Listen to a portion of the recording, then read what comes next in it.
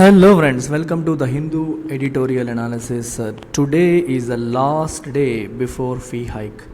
మన UPS infinity programme మీరు కేవలం 5,000 రూపీస్ పర్ మంత్ పే చేసి జాయిన్ అవ్వచ్చు. అండ్ దీనిపైన మీకు లైఫ్ టైం వ్యాలిడిటీ వస్తుంది. ఇక్కడ కనిపిస్తున్నవన్నీ కూడా మీకు ఇందులో ఇంక్లూడ్ అవుతాయి. General studies prelims and mains, CSAT, current affairs, NCERT foundation, prelims test series, daily mains answer writing, complimentary access to group 1, group 2, TSPSC group 1, group 2, RBI grade B, bank PO clerk, CGL, NTPC ఇవన్నీ కూడా మీకు కాంప్లిమెంటరీగా మన institute నుంచి UPS infinity programme join అయిన వాళ్ళకి వస్తాయి. So ఈ fee వచ్చేసి మీకు కేవలం 60,000. అది ఇవాల్టి వరకు ఎక్స్టెండ్ చేసాము. రేపటి నుంచి 1 జూన్ నుంచి 10,000 రూపాయలు పెరుగుతుంది. So it will become 70,000. Keep it in mind. ఈ నెంబర్కి మీరు కాంటాక్ట్ చేసి జాయిన్ అవ్వచ్చు. అండ్ దీని ద్వారా ఇవన్నీ కూడా మీరు ఫ్రీగా పొందవచ్చు. యూపీఎస్సీ ఆఫ్లైన్లో ప్రిపేర్ అవ్వాలనుకుంటే హైదరాబాద్ లేదా వైజాగ్ 2 బ్రాంచెస్ ఉన్నాయి మనకి. మీకు నచ్చిన చోట మీరు జాయిన్ కావచ్చు. Fee 80,000, 10,000 rupees per month EMI దీనిపైన ఉంది. సో ఇది కూడా మీకు 1 జూన్ నుంచి 20,000 రూపాయలు పెరుగుతుంది. ప్రస్తుతానికి 80,000 అండ్ రేపటి నుంచి it will become 1,00,000 rupees. And you also have option and infinity. New batches అన్ని జూన్లో స్టార్ట్ అవుతున్నాయి. PSIR, public administration, sociology, anthropology, Telugu literature ఇవన్నీ కూడా మనం ఇక్కడ అందిస్తున్న ఆప్షనల్స్. 31 మేలోపు జాయిన్ అయితే ఈ ఫీజుతో మీరు జాయిన్ అయ్యే సువర్ణ అవకాశం ఉంది. యూజ్ చేసుకోండి. ఈ నెంబర్కి కాంటాక్ట్ చేయండి. Today is the last day to make decision. So ఇవాల్టి ఆర్టికల్ యూనివర్సల్ కవర్ అనే పేరుతో మనకి కనిపిస్తుంది. అంటే ఇన్సూరెన్స్ కవరేజ్ అనేది మొత్తం అందరికీ అందాలి అనే ఆస్పెక్ట్తో ఈ ఎడిటోరియల్ అనేది సాగుతోంది. IRDAI's plans to expand risk protection levels need government backing. IRDAI so మన ఇండియాలో ఉన్న ఇన్సూరెన్స్ రెగ్యులేటర్ అది. సో తను ఏం ప్లాన్ చేస్తుందంటే రిస్క్ ప్రొటెక్షన్ లెవెల్స్ అనేవి పెరగాలి, అంటే అందరికీ, దేశంలో ఉన్న ప్రజలందరికీ ఇన్సూరెన్స్ కవరేజ్ అనేది అందించాలి అనేది IRDA యొక్క ప్లాన్. అయితే ఈ ప్లాన్స్కి గవర్నమెంట్ నుంచి సపోర్ట్ అనేది కావాలి. సో ఇన్సూరెన్స్, ఒక దేశంలో ఇన్సూరెన్స్ పరిస్థితి ఎలా ఉంది అని తెలుసుకోవడానికి మనకి 2 పారామీటర్స్ అనేవి ఉంటాయి. ఇది గుర్తుపెట్టుకోవాలి. మీరు ప్రిలిమ్స్లో అడుగుతుంటారు యూపీఎస్సీలో. సో ఏంటి అంటే ఇన్సూరెన్స్ పెనట్రేషన్, అలాగే ఇన్సూరెన్స్ డెన్సిటీ. ఈ 2 పారామీటర్స్ని బట్టి ఒక దేశంలో ఇన్సూరెన్స్ అనేది ఎంతగా ఉంది అనేది తెలుస్తుంది. పెనట్రేషన్ ఎలా క్యాలిక్యులేట్ చేస్తారంటే దేశంలో కడుతున్న total premiums, insurance premiums by GDP of the country. Density వచ్చేసరికి total premiums by country's population. So ఇలా అనమాట. సో ఇన్సూరెన్స్ పెనట్రేషన్, డెన్సిటీ 2 ఎంత ఉండాలి? ఎక్కువ ఉండాలి, తక్కువ ఉండాలి? ఎక్కువ ఉండాలి. Relative to population, relative to GDP premium collected అనేది ఎక్కువ ఉంటే, అంటే ఎక్కువ మంది పే చేస్తున్నారనే మీనింగ్ వస్తుంది. విచ్ మీన్స్ ఎక్కువ మందికి ఇన్సూరెన్స్ కవరేజ్ ఉంది అనే విషయం మనకి తెలుస్తుంది. సో అది చాలా ఇంపార్టెంట్, గుర్తుపెట్టుకోండి. సో లాస్ట్ వీక్ ఏం జరిగిందంటే the chief of India's insurance sector regulator unveiled a fresh blueprint to cover larger portion of population against risks of adverse shocks with an eye on ensuring everyone by 2047. So బేసికల్గా దీనికంటే ముందు మీకు కొంచెం కథ చెప్పాలి. అసలు ఇన్సూరెన్స్ అనేది ఎందుకు అని అడిగితే మనలో చాలామందికి ట్యాక్స్ సేవింగ్ అవుతుంది సార్ అంటారు. నిజంగానే ట్యాక్స్ సేవింగ్ కోసమే ఎల్ఐసి పాలసీ తీసుకునే వాళ్ళు ఎంతోమంది. అంటే ఇన్సూరెన్స్ అనే పదానికి, ఇన్సూరెన్స్ యొక్క పర్పస్ని మనం సరిగ్గా అర్థం చేసుకోలేకపోవడం వల్ల వస్తున్న సమస్య. ఇన్సూరెన్స్ ఏం చేస్తుంది మనకి? ఇట్ ఆఫర్స్ ప్రొటెక్షన్, మనకి రక్షిస్తుంది. Against what? Protection against unforeseen events. అంటే మనం ఏవైతే అనుకోమో, కలగనమో, ఇలా జరుగుతుందని ఊహించమో, అట్లాంటి ఈవెంట్ జరిగితే మనకు ఒక ప్రొటెక్షన్ లభిస్తుంది. For example, if you go for life insurance, మనం లైఫ్ ఇన్సూరెన్స్ తీసుకున్నాం అనుకోండి. కుటుంబ పెద్ద, తన భార్య, పిల్లలు, సో తనకి పిల్లల చదువులు, పిల్లల భవిష్యత్తు, భార్య, తన మీద డిపెండ్ అయిన ఫ్యామిలీ అంతా ఉంది. ఈ కుటుంబ పెద్ద ఎవరైతే సంపాదిస్తున్నాడో ఈయన పొరపాటున చనిపోతే కుటుంబం రోడ్డు మీదకి వచ్చేయకూడదు. అందుకని ఏం చేస్తారు? ఎల్ఐసి పాలసీ లేకపోతే ఏదైనా లైఫ్ ఇన్సూరెన్స్ పాలసీ తీసుకుంటే సడన్గా ఒకవేళ దీనికి ఏమైనా అయితే అప్పుడు వచ్చే ఆ ₹1,00,00,000 పాలసీ అయితే ₹1,00,00,000 ఆ అమౌంట్ అనేది ఏదైతే ఉందో ఫ్యామిలీ రోడ్డు మీద పడకుండా కాపాడుతుంది. సో బేసికల్గా ఇలాంటి అన్ఫోర్స్ ఇలా చనిపోతామని మనం అనుకుంటామో అనుకోం, రైట్? కానీ ఒకవేళ ఆ సిచ్యువేషన్ జరిగితే మిగిలిన కుటుంబం యొక్క జీవితం దుర్బలం అవ్వకూడదు, రోడ్డు మీద పడిపోకూడదు అనే ఉద్దేశంతో ఇన్సూరెన్స్ అనేది తీసుకుంటారు. అలాగే if you go for medical insurance, అనుకోకుండా ఏవైనా జబ్బులు వచ్చి మనం హాస్పిటలైజ్ అయితే మన ఆస్తులన్నీ అమ్ముకునే పరిస్థితి రాకుండా మెడికల్ ఇన్సూరెన్స్ తీసుకుంటే దాంట్లో కవరేజ్ అనేది వస్తుంది. అలాగే యాక్సిడెంట్ ఇన్సూరెన్స్, సడన్గా యాక్సిడెంట్ అయ్యి కాళ్ళు చేతులు విరిగిపోయి చనిపోతే లైఫ్ ఇన్సూరెన్స్ ఇస్తుంది, చనిపోకపోతే బతికే ఉంటే లైఫ్ ఇన్సూరెన్స్ నుంచి రూపాయి రాదు. అట్లాంటప్పుడు ఇట్లాంటివి ఏవైనా ఉంటే దాని నుంచి మనకి సో ఇన్సూరెన్స్లు అనేవి ఏం చేస్తున్నాయి, మనకి అన్ఫోర్సీన్ ఈవెంట్స్ నుంచి మనకి మనం అనుకోని ఈవెంట్స్ ఏమైనా జరిగితే అన్ఫోర్సీన్ అడ్వర్స్ ఈవెంట్స్, అడ్వర్స్ అంటే నెగిటివ్, అంటే మనకి బాధ కలిగించే మనకి కష్టం కలిగించే ఈవెంట్స్ ఏమైనా జరిగితే మనకి ఆ టైంలో ఆసరాగా నిలబడతాయి. అందుకోసం ఇన్సూరెన్స్ అనేది తీసుకోవాలి. దానివల్ల ట్యాక్స్ సేవింగ్ అవుతుందనో వేరే పర్పస్తోనో కాదు. అయితే గవర్నమెంట్ ట్యాక్స్ సేవింగ్కి ఎందుకు పెడుతుంది, సెక్షన్ 80C కింద ఎందుకు ఇన్సూరెన్స్ ప్రీమియంకి ఇస్తుందంటే to encourage people to go for insurance. ఇలా నార్మల్గా చెప్తే చాలామందికి అర్థం కాదని ట్యాక్స్ సేవింగ్ పెడితే ఆ పరంగానైనా ఇన్సూరెన్స్ తీసుకుంటారు అని ప్రభుత్వం ఎంకరేజ్ చేయడం కోసం ఇలా చేస్తుంది. కానీ దాని purpose is not to save tax, purpose is to protect your future. అది గుర్తుపెట్టుకోవాలి. మీరు కార్ తీసుకుంటే కార్ ఇన్సూరెన్స్, బైక్ తీసుకుంటే బైక్ ఇన్సూరెన్స్. సడన్గా యాక్సిడెంట్ అయ్యి నుజ్జు అయిపోతే మొత్తం నువ్వు షోరూమ్కి వెళ్తే ఎంత నష్టం అవుతుంది, అదే ఇన్సూరెన్స్ ఉంటే నీకు మళ్ళీ కొత్తగా తయారు చేసి ఇస్తారు కార్ని. సో ఇట్లా ఇన్సూరెన్స్ అనేది మంచి ప్రొడక్ట్. అయితే దాని ఒరిజినల్ పర్పస్ని దృష్టిలో పెట్టుకుని దాన్ని మీరు పర్చేస్ చేయాల్సి ఉంటుంది. చాలామంది ఏం చేస్తారంటే ఇన్సూరెన్స్ కొనేటప్పుడు మన ఇన్సూరెన్స్ ఏజెంట్లు కూడా ఏం చేస్తారంటే ఈ పాలసీ తీసుకుంటే మీకు ఎంత వస్తుంది, ఈ పాలసీ తీసుకుంటే ఎంత వస్తుంది అంటారు. దీని మీద ఎంత అమౌంట్ కల్పిస్తాం, దాని మీద అంత అమౌంట్ కల్పిస్తాం అంటే ఇన్సూరెన్స్ని ఒక ఇన్వెస్ట్మెంట్ ఆపర్చునిటీ లాగా చూపించి అమ్ముతూ ఉంటారు. ఇది ఎందుకు చెప్తున్నానంటే అవగాహన చాలామందికి ఉండదు కాబట్టి.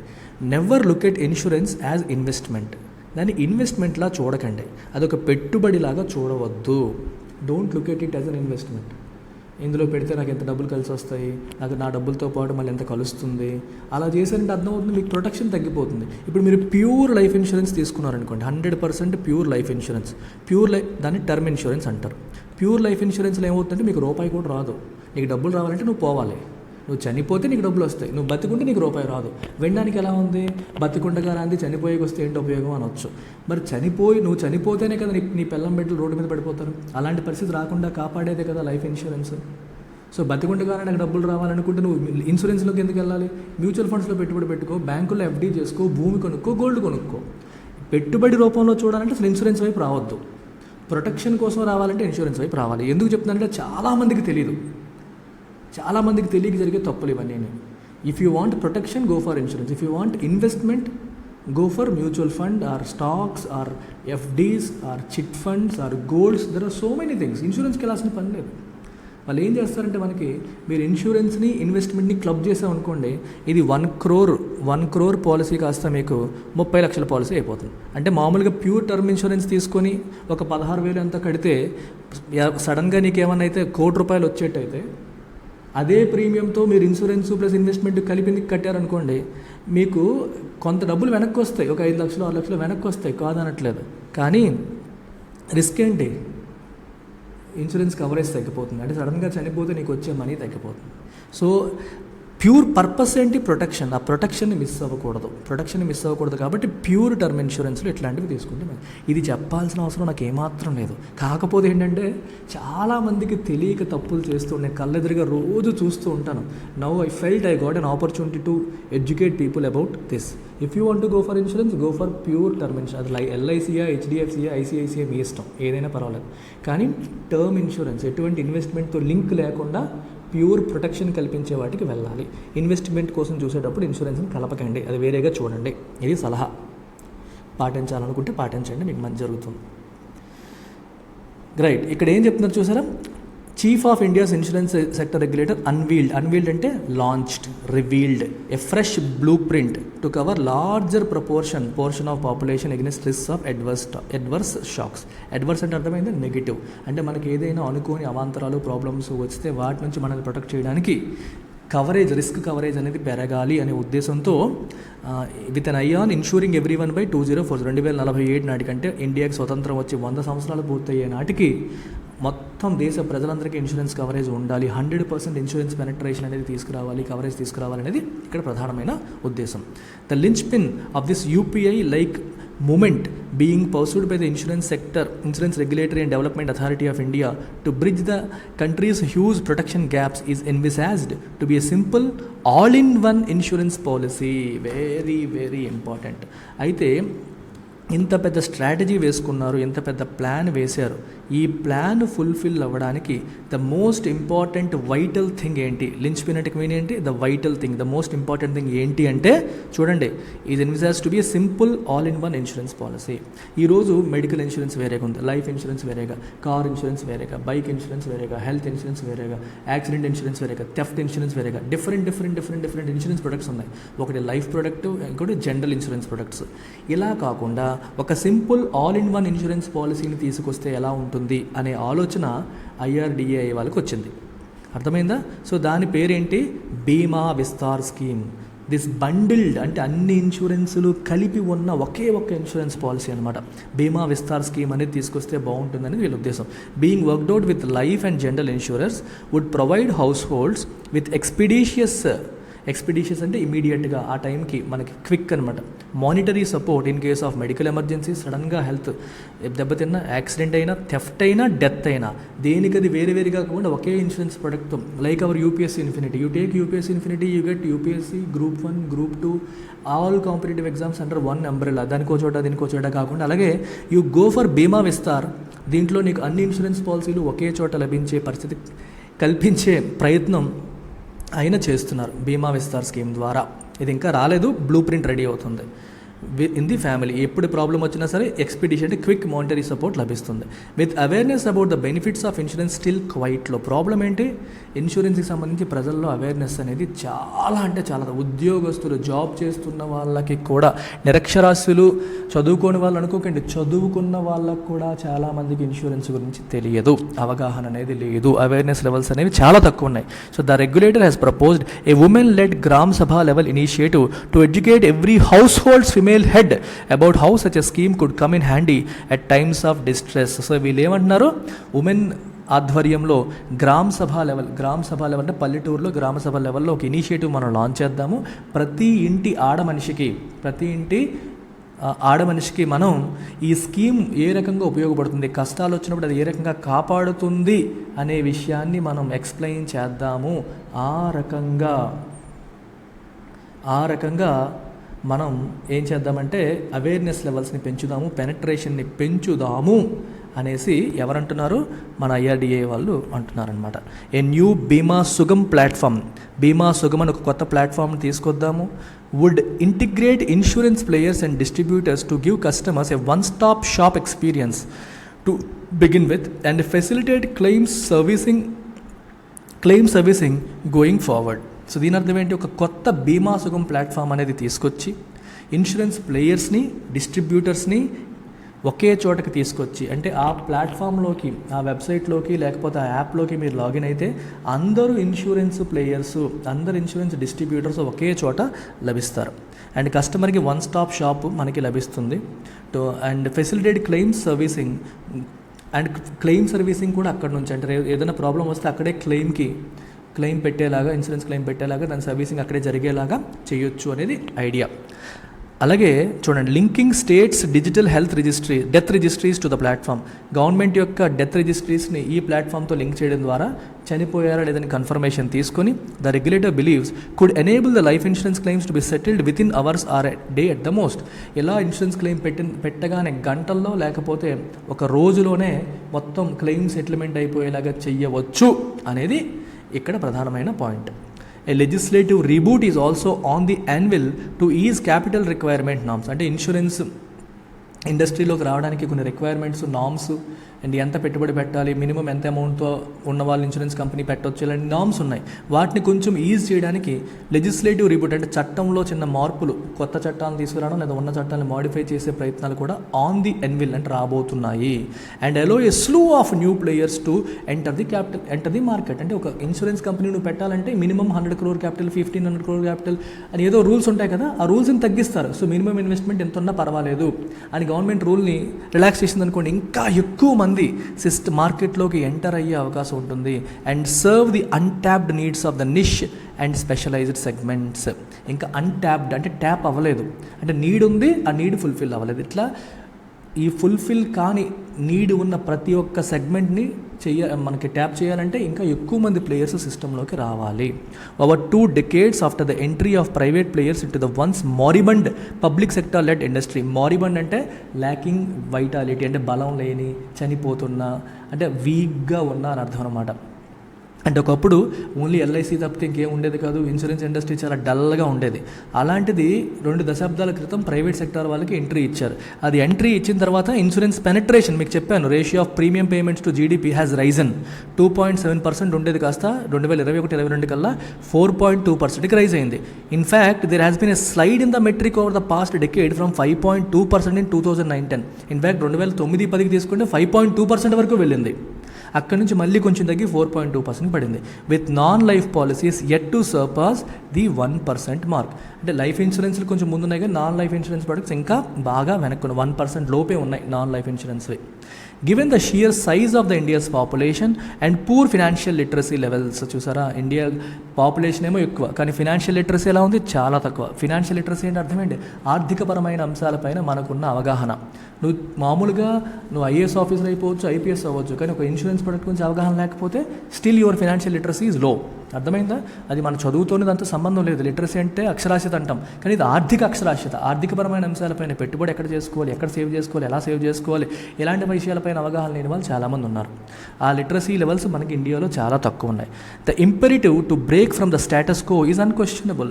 సో ఇండియాలో మనకి ఫినాన్షియల్ లిటరసీ తక్కువ ఉంది, పాపులేషన్ ఎక్కువ ఉంది కాబట్టి ద ఇంపెరిటివ్ అంటే the importance to break from the status co. Status quo అంటే ప్రజెంట్ ఉన్న స్థితి, ప్రస్తుతం ఉన్న స్థితి. ఈ స్థితి నుంచి మనం బ్రేక్ చేసి కొత్త స్థితిలోకి మారాలి అంటే మనం ఇన్సూరెన్స్ పెనట్రేషన్ పెంచాల్సిన అవసరం అనేది ఎంతైనా ఉంది, దాంట్లో ప్రశ్నించడానికి ఏమీ లేదు. The IRDA is moved to rope in state governments and set up bodies similar to state level banking committees would help formulate granular district wise strategies for raising awareness and coverage levels. Coverage levels పెంచడానికి, awareness levels పెంచడానికి, granular level అంటే కింది లెవెల్లో, district లెవెల్లో పెంచడం కోసం state గవర్నమెంట్స్తో కలిసి కొన్ని కమిటీస్ ఏర్పాటు చేసి స్ట్రాటజీస్ బిల్డ్ చేయాలన్న ఆలోచన ఏదైతే ఉందో అది మంచిది అని చెప్పేసి క్లియర్గా చెప్తున్నారు, అది ఉపయోగపడుతుందని చెప్తున్నారు. Industry players also need to look beyond the top cities and the Bima Vistaar scheme could catalyze the volumes they need to get out of the comfort zones. ఈ ఇండస్ట్రీ ప్లేయర్స్ అందరూ ఎలా ఉన్నారంటే వాళ్ళ ఫోకస్ అంతా ఎక్కడ ఉంటుంది, వాళ్ళ ఫోకస్ అంతా ఎక్కడుంటుంది, సిటీస్ పైన. ఎంతసేపు సిటీస్ మీదే కూర్చుంటున్నారు ఇండస్ట్రీ ప్లేయర్స్. అలా కాకుండా పల్లెటూరులోకి వెళ్ళాలి, పల్లెటూరులో కూడా బిజినెస్ పెంచుకోవాలి అంటే అర్థం ఏంటి, వాళ్ళు ఏమనుకుంటారు, వెళ్తాం కానీ ఎంతమంది కడతారు, ఆ కట్టే కొద్ది మంది కోసం అంత దూరం వెళ్ళడం ఎందుకు, సెటప్ చేయడం ఎందుకని ఆగిపోతారు. అదే బీమా విస్తార్ స్కీమ్ వచ్చిందనుకోండి, సో అందరికీ అన్ని ఇన్సూరెన్స్లు కలిపి ఒకే దాంట్లో, దానివల్ల ఏమవుతుంది, ఎక్కువ మంది జాయిన్ అయ్యే అవకాశం ఉంటుంది, ఎక్కువ మంది ఇన్సూరెన్స్ పాలసీ స్కీమ్ తీసుకుంటారు అనుకుంటే ఈ ఇండస్ట్రీ ప్లేయర్స్ రూరల్ ఏరియాస్కి, సెమీ రూరల్కి కూడా వెళ్తారు. సో వాళ్ళ కంఫర్ట్ జోన్ నుంచి అంటే సిటీస్లో సెటిల్ అయిపోతున్న దాని నుంచి వాళ్ళకి బయట పడాలి అంటే దే నీడ్ మోర్ వాల్యూమ్స్. వాళ్ళు ఎక్కువ ఇన్సూరెన్స్ తీసుకునే వాళ్ళ సంఖ్య పెరగాలి. ఈ బీమా విస్తార్ స్కీమ్ వల్ల ఎక్కువ మంది పల్లెటూరు నుంచి కూడా తీసుకునే పరిస్థితి వస్తుంది. అప్పుడు అది వాళ్ళని కేటలైజ్ చేస్తుంది to move out of comfort zone. Cities నుంచి కదిలి పల్లెటూరులకు వచ్చేలాగా వాళ్ళని ఎంకరేజ్ చేస్తుంది అని మనకి చెప్తున్నారు ఇక్కడ. Most of all, the center needs to rethink the 18% GST level on health and life insurance premium. Central government నుంచి కూడా సపోర్ట్ కావాలి. సెంట్రల్ గవర్నమెంట్ ప్రెజెంట్ 18% GST వేస్తుంది ఇన్సూరెన్స్ ప్రీమియం మీద, ఇది మారాలి. సో సెంటర్ ఏం చేయాలి, it needs to rethink the 18% GST levy. 18% charge చేస్తుంది, దాని విషయంలో సెంటర్ పునరాలోచించాలి. The notion that those who can afford to buy health cover can afford to pay so much tax is untenable. Government యొక్క ఉద్దేశం ఏంటి, అంత పెట్టి హెల్త్ ఇన్సూరెన్స్ తీసుకునేవాడు ఆ మాత్రం ట్యాక్స్ కట్టుకోలేడా అనేది నోషన్. ఆ నోషన్ కరెక్ట్ కాదు, అది నిలబడదు. అన్టెనబుల్ అంటే నాట్ జస్టిఫైడ్, తనకి సరైన జస్టిఫికేషన్ లేదు. In a country where one health calamity can push A house hold below the poverty line. ఒక్క హెల్త్ కెలామిటీ వచ్చిందంటే చాలు ఆ కుటుంబాన్ని పేదరికంలోకి నెట్టేసే కంట్రీ మంది. అంటే అంత ఖర్చులు అవుతాయి, ఒకసారిగా పేదరికంలోకి కుటుంబం వెళ్ళిపోయే పరిస్థితి ఉంటుంది. అలాంటప్పుడు వీలైనంత తగ్గించడానికి ప్రయత్నం చేయాలి ప్రభుత్వం, సపోర్ట్ చేయడానికి ప్రయత్నం చేయాలి ప్రభుత్వం. Ensuring continuity of leadership at IRDAI is equally critical. IRDAIకి లీడర్ హెడ్ ఎప్పుడూ ఉండాలి. అంటే ఒకరు రిటైర్ అయితే వాళ్ళ ప్లేస్లో ఇంకొకరు ఇమీడియట్గా పెట్టాలి. కంటిన్యూటీ ఆఫ్ లీడర్షిప్ అనేది ఎన్షూర్ చేయడం కూడా చాలా critical. Situations such as the 9-month vacuum at its helm before the current chairperson tenure are simply unacceptable. Present chairperson రాకముందు 9 నెలలు ఖాళీగా ఉందంట పొజిషన్. అట్లాంటి సిచ్యువేషన్స్ అనేవి అన్యాక్సెప్టబుల్. అలాంటి పరిస్థితులు రాకుండా ప్రభుత్వం చూడాలి. సో ప్రభుత్వం తన వైపు నుండి ఏం చేయాలి? GST తగ్గించాలి. రెండోది కంటిన్యూటీ ఉండాలి టాప్లో. అంటే ఒకరు పోయాక ఇంకొకరు ఖచ్చితంగా రిటైర్ అయ్యాక ఇంకొకరిని ఇమీడియట్గా రీప్లేస్ చేయాలి. సో ఇది మన ఇన్సూరెన్స్ యొక్క కథ. I hope you have gained some general knowledge with this particular article. UPSC point of వ్యూలో ఇన్సూరెన్స్ పెనట్రేషన్, ఇన్సూరెన్స్ డెన్సిటీ అనే 2 పదాలు గుర్తుపెట్టుకోండి. ప్రిలిమ్స్లో అడుగుతూ ఉంటారు వాటిపైన.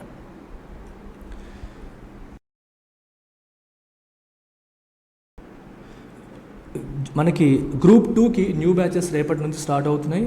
మనకి తెలుగు మీడియంలో కావాలనుకుంటే శ్రీకాకుళంలో ఆఫ్లైన్ క్లాసులు ఉన్నాయి, ఆన్లైన్ కూడా ఉంది. ఆఫ్లైన్ తీసుకుంటే ఆన్లైన్ మీకు ఫ్రీగా వస్తుంది. అలాగే ఆన్లైన్ ఇంగ్లీష్ మీడియం కూడా ఉంది. మీకు నచ్చింది మీరు చూస్ చేసుకోవచ్చు. ఇంగ్లీష్ మీడియం బైలింగ్వల్లో జరుగుతుంది.